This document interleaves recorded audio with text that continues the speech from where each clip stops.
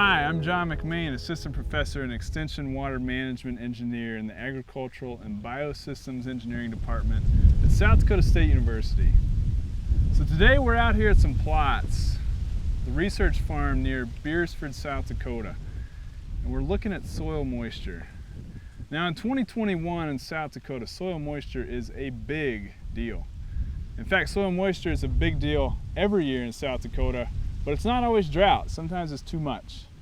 And so what we're looking at here is we're looking at three variables: cover crops, tillage, and drainage, to see how those variables affect soil moisture and soil moisture resilience in both wet years and dry years. So what I have here, this is a soil moisture probe.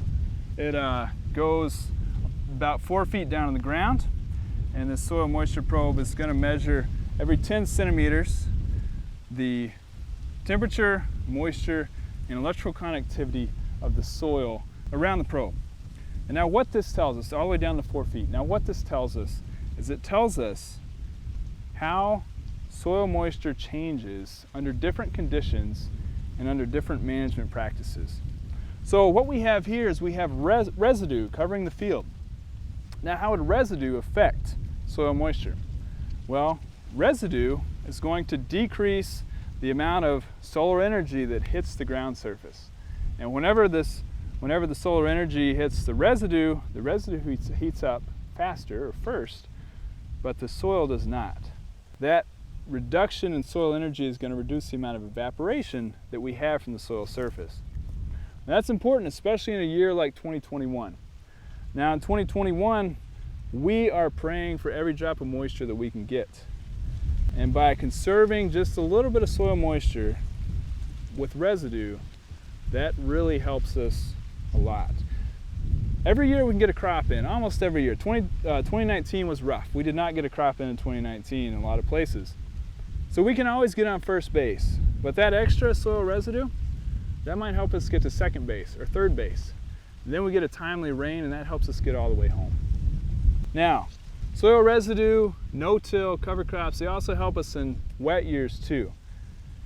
Now in wet years, we want water to move through the system as quickly as possible to lack ponding, to lack any saturation conditions, which leads to denitrification, and it also gives our plants no room to grow.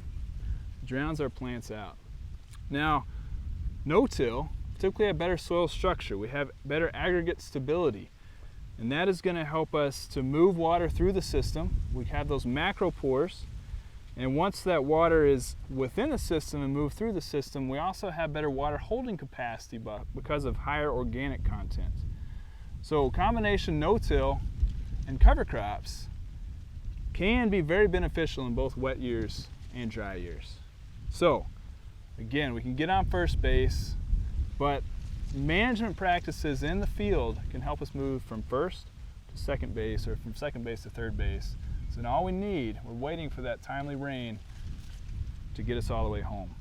Conservation practices can go a long ways in making our systems more resilient to both too wet and too dry conditions.